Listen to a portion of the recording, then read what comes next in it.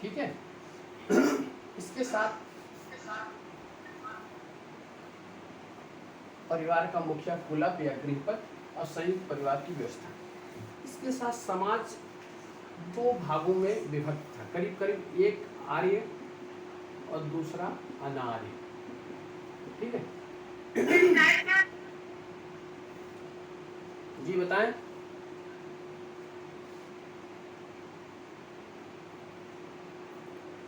सब लोग अपना म्यूट कर ले भाई। दो भागों में विभक्त था, बटे हुए थे, एक आर्य और अनार्य। इन दोनों के मध्य जो सांस्कृतिक अंतर था, सांस्कृतिक अंतर था, वह निम्न शब्दों से समझा जा सकता है कि वह अंतर क्या था। अनार्यों के लिए यहाँ पर मृद्ध वाच एक शब्द का उल्लेख, दूसरा आपका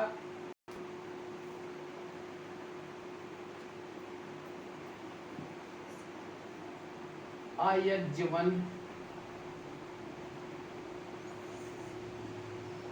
आयज्यवन, अन्य व्रत, अन्य व्रत, अव्रत, अकर्मण,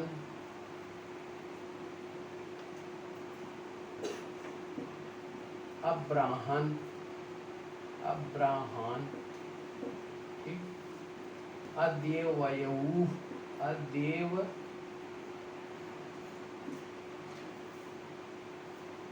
यूह, अदेवयूह, देवपीयूह, शिष्णदेव, शिष्णदेव। यह शब्द इस्तेमाल किया गया है ऋग्वेद में मृद्धवाच,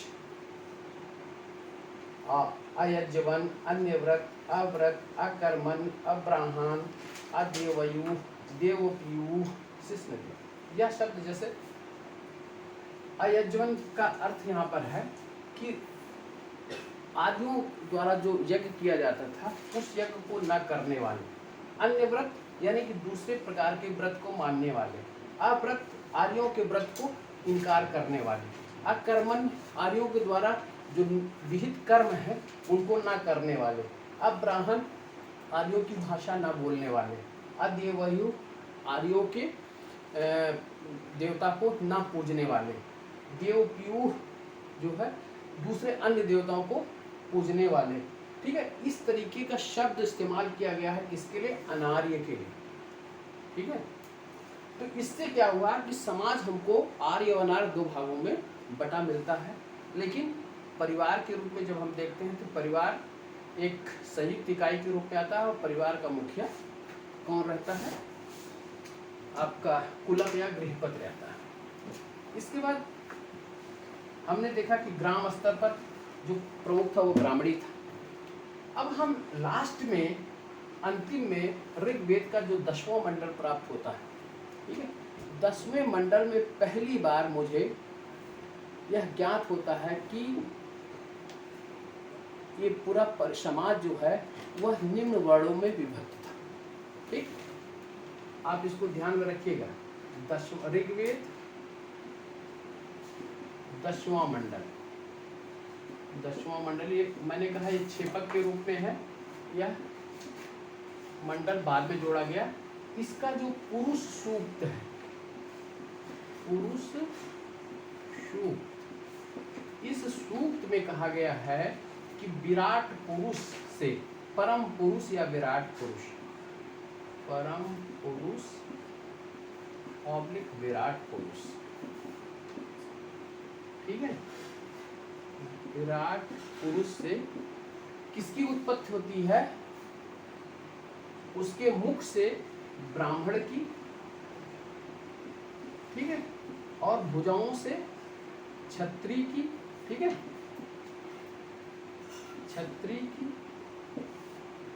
और उसके बाद उसके जंघे से वैश्य की, और उसके बाद पैर से शूद्र की उत्पत्ति होती है। ये कहाँ पे प्राप्त होता है? ऋग्वेद के 10वें मंडल के पुरुष सूक्त। लेकिन यहाँ पर भी यह अभी वर्ण के रूप में हमें उल्लेख मिलता है, ठीक है।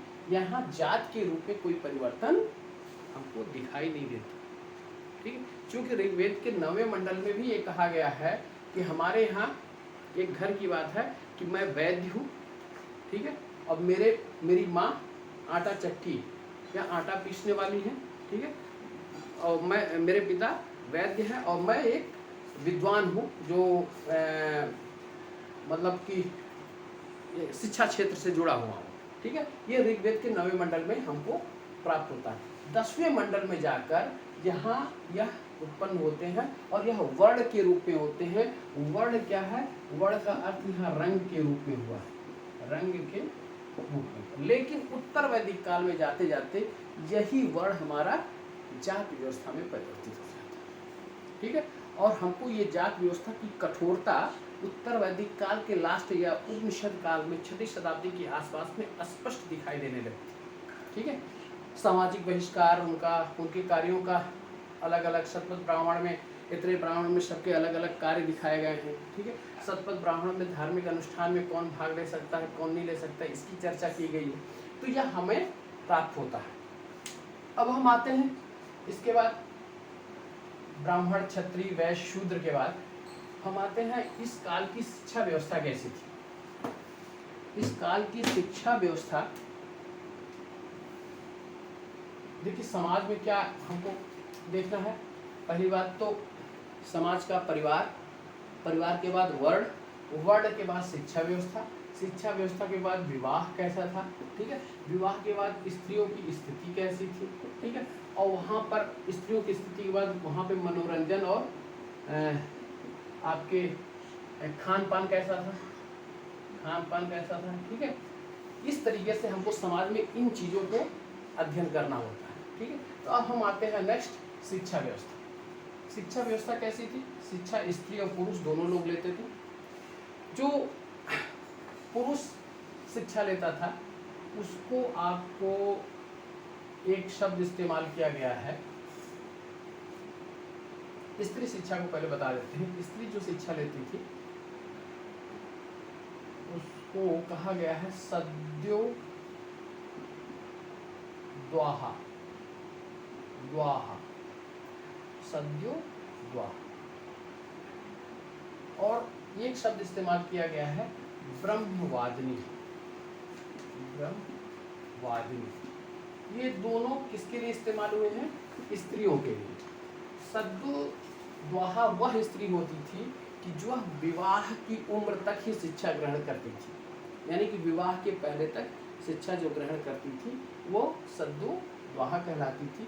ब्रह्मवादिनी वह स्त्री होती थी जो आजीवन कुंवारी रहकर शिक्षा ग्रहण करती थी, यानी कि विवाह नहीं करती थी वह और शिक्षा ग्रहण करती थी, वह ब्रह्मवादिनी कहलाती थी, ठीक है। ये है।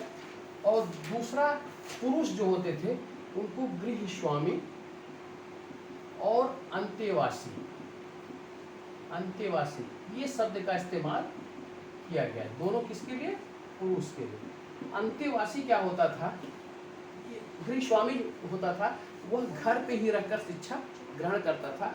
अंतेवासी जो होता था वह जाकर गुरुकुल में जाकर एक शिक्षा ग्रहण करता था, गुरु के समीप, उसको अंतेवासी कहा जाता था। और पूरी शिक्षा व्यवस्था मौखिक पद्धति पर आधारित थी, ठीक है। यानी कि हम आपको बातों को बताते थे, सिखाते थे, रटाते थे और फिर वो एक पीढ़ी से दूसरी पीढ़ी ट्रांसफर होती रहती थी। यह व्यवस्था हमारे यहाँ आधारित थी। हमारे यहाँ उस समय जो विद्यालय होते थे, ये दोनों आप नोट कर लीजिएगा, विद्यालय होते थे वो विद्यालय गुरुकुल कहलाते थे। और गुरुकुल के साथ साथ कुछ और भी संस्थाओं का उल्लेख प्राप्त होता है। विद्यालय में पहला है गुरुकुल और दूसरा है चरक और तीसरा है चरण, ठीक। ये गुरुकुल जैसा विद्यालय था, या जैसे कि गुरु यहाँ निवास करते थे, लोग इनके यहाँ जाकर शिक्षा ग्रहण करते थे, ये गुरुकुल कहलाता था। गुरुकुल का आशय आप लोगों को क्लियर है। चरक वह विद्यालय होता है जो गतिशील विद्यालय, गतिशील विद्यालय, वो चरक कहलाता था। ठीक है, यानी कि एक आपके उद्वालक आरूढ़ी नाम है, उद्वालक आरूढ़ी, यह चरक विद्यालय के प्रमुख शिक्षक के रूप में प्रचलित थे। यानी कि यह आपके पास जाकर, यह गतिशील अवस्था में रहकर अपनी शिक्षा देते थे। और एक होता था संस्था चरण। चरण कोई संस्था ऐसी विद्यालय की नहीं थी, लेकिन जहाँ गुरुकुल के या विद्वानों का जो गुरुकुल का प्रधान होता था, मुखिया होता था, ऐसे विद्वत्तों की एक परिषद होती थी, यानी कि गुरुओं की परिषद, गुरुओं की परिषद, यह क्या कहलाती थी? चरण कहलाती थी, जहां पर शोध कार्य होते थे, शोध कार्य। ठीक है, यह विद्यालय के हमारे शुरू उस समय थे। ठीक है, अब हम आते हैं इसके बाद विवाह की स्थिति क्या थी, विवाह कैसे संपन्न होता था। विवाह नामक संस्था का उदय किसके द्वारा किया गया? ठीक है, विवाह, विवाह जो है वो दीर्घतमा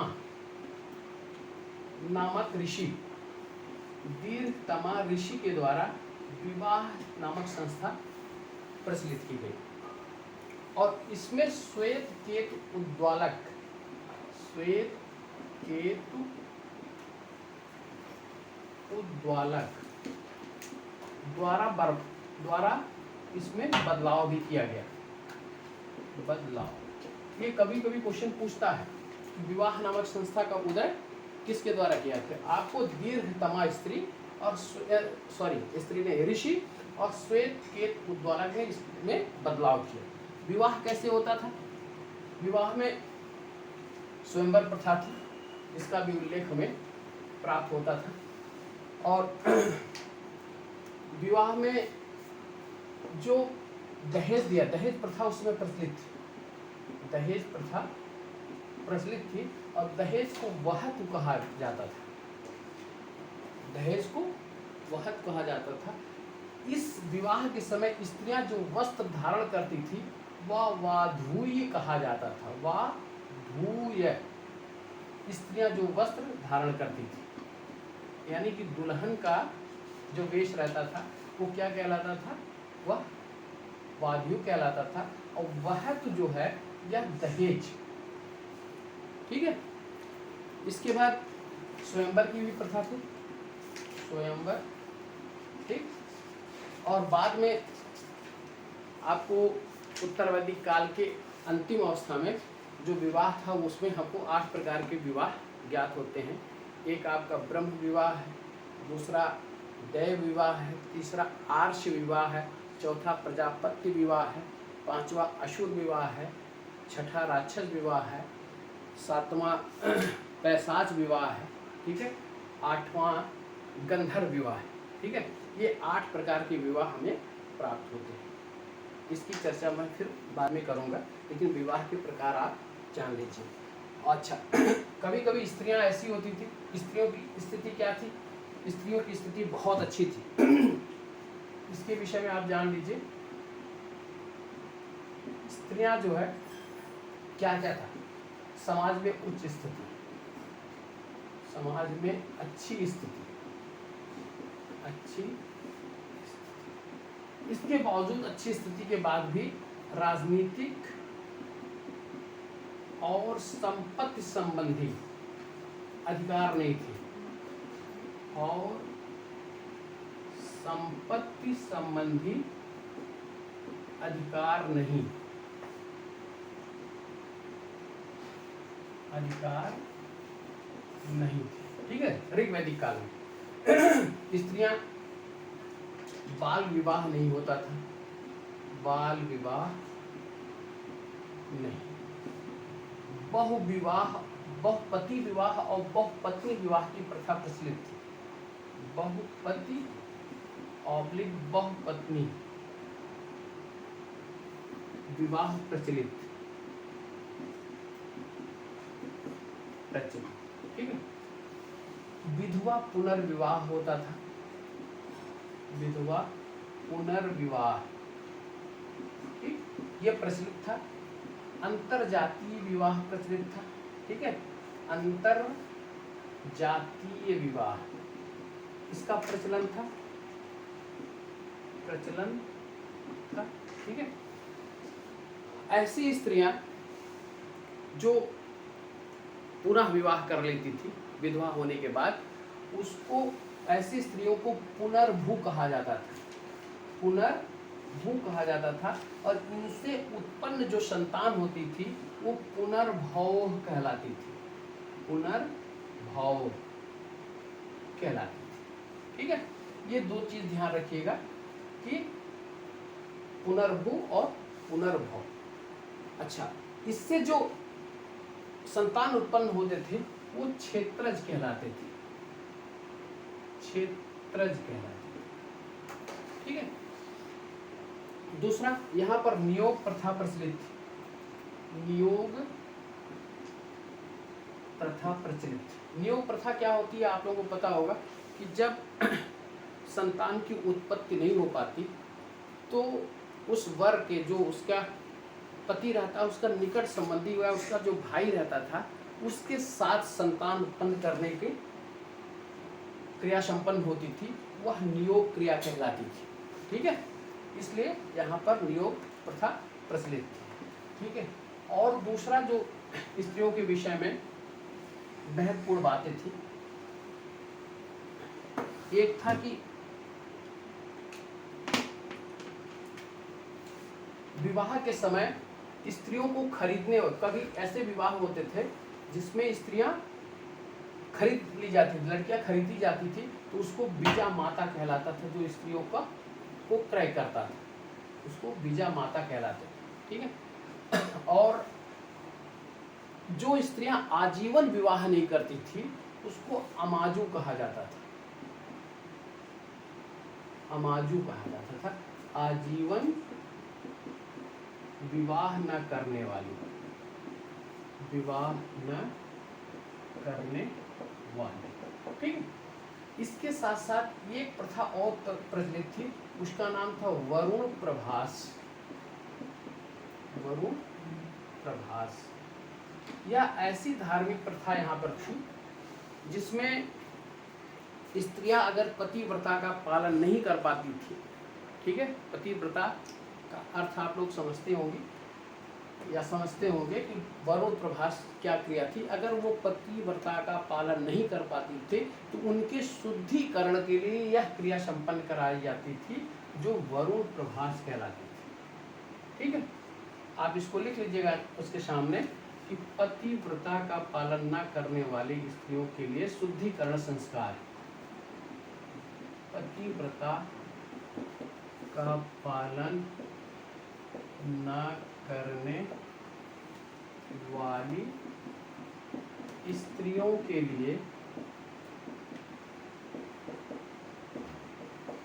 शुद्धिकरण, बहुत इंपॉर्टेंट है, शुद्धिकरण संस्कार, ठीक है। अमाजू आजीवन विवाह न करने वाले, वरुण प्रभास, इतना आपको। इसके बाद पुनर्भू पुनर्भव मैंने कहा, बीजा माता शब्द का उल्लेख मैंने बताया कि बीजा माता किसे कहा जाता था। इस तरीके से हमारे यहाँ स्त्रियों की। अच्छा, एक चीज और आप ध्यान रखिएगा, सती प्रथा का प्रचलन तो नहीं था, सती प्रथा का प्रचलन नहीं था, लेकिन ऋग्वेद में सती प्रथा का उल्लेख प्राप्त होता है। ध्यान रखिएगा, कभी अगर क्वेश्चन आ जाए कि क्या सती प्रथा प्रचलित थी, प्रचलन तो नहीं था लेकिन उल्लेख प्राप्त होता है, उल्लेख प्राप्त होता है, ठीक। अच्छा, अब समाज में जो स्त्री पुरुष रहते थे वो किस तरीके का परिधान पहनते थे, कैसे वस्त्र धारण करते थे, वस्त्र किन चीजों के बने होते थे, ठीक है। तो उस वहाँ 3 प्रकार के वस्त्र प्रचलित थे। पहला एक अधिवास और दूसरा आपका वास, और तीसरा आपका नीवी। यह 3 प्रकार के वस्त्र पहनते हैं। ये ऊपरी वस्त्र, कमर के ऊपर, कमर के ऊपर जो पहने जाते थे वो अधिवास कहलाते थे, ठीक। और कमर के नीचे जो पहने जाते थे वह वास कहलाते थे, कमर के नीचे, ठीक। और अंदरूनी वस्त्र जो धारण किए जाते हैं वह नीवी कहलाते थे, ठीक है। अच्छा, ये वस्त्र बने किसके होते थे? ये वस्त्र आपके सूती, ऊनी और रेशमी, ये 3 प्रकार के वस्त्र बने होते थे। सूती जो वस्त्र होता था उसको तारप्य कहा जाता था, तारप्य, ठीक है। ऊनी वस्त्र जो होता था वह पांड्य कहलाता था, ठीक। और जो रेशमी वस्त्र होता था वह कौशवास कहलाता था, कौशवास। एक वस्त्र और था जो उपवास कहलाता था, उपवास। यह जैसे साल ओढ़ी जाती है या कपड़े पहन लेते हैं उसके ऊपर साल ओढ़ लेते हैं, ठीक है, उसके वो वस्त्र क्या कहलाता था? उपवास कहलाता था, ठीक है। स्त्रियां जो अरे क्या ना, पुरुष जो पगड़ी धारण करते थे, ठीक है, पगड़ी को उषडीश कहा जाता था, पगड़ी को उषडीश कहा जाता था। जूते पहनने का उल्लेख ऋग्वेद में प्राप्त होता है। सूअर के चमड़े के बने जूते प्राप्त होते हैं, उसको उपानह कहा गया है, उसको उपानह कहा गया है। इसके साथ साथ आभूषण के प्रेमी भी थे, ठीक है। स्त्रियां आभूषण के प्रेमी सदैव रही हैं, आज भी हैं, ठीक है। तो आभूषण के प्रेमी के रूप में कौन कौन से आभूषण वो सब धारण करते थे, उस आभूषणों को थोड़ा सा मैं चर्चा कर देता हूँ। ये शब्दावली पूछी जाती है। आभूषण, आभूषण में आपका एक है निष्क्रिय। जी, 1 मिनट बोले, क्या कह रही हैं? हेलो, किसको? हेलो, हाँ बताएं सर। उपाना किसको कहते थे? उपाना जो जूते पहने जाते थे, वो सुअर के चमड़े के बने हुए जूते का उल्लेख प्राप्त होता है ऋग्वेद में, उसे उपाना कहा गया है, ठीक है। चलिए,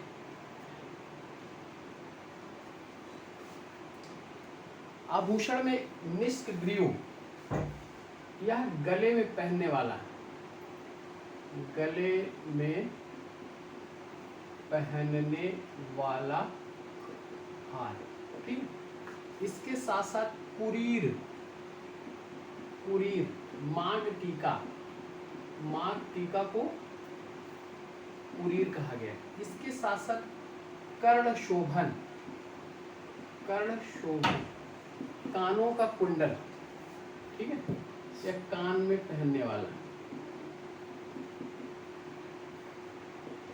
ये इसका उल्लेख कहाँ प्राप्त होगा? ये तीनों का उल्लेख ऋग्वेद में प्राप्त होता है, ऋग्वेद में, ठीक है। अथर्ववेद में क्या मिलता है आपका? अथर्ववेद में खादी, खादी अंगूठी को कहा गया है, अंगूठी, अंगूठी का तत्सम क्या होगा? कोई हमें बताए, अंगूठी का तत्सम क्या होगा?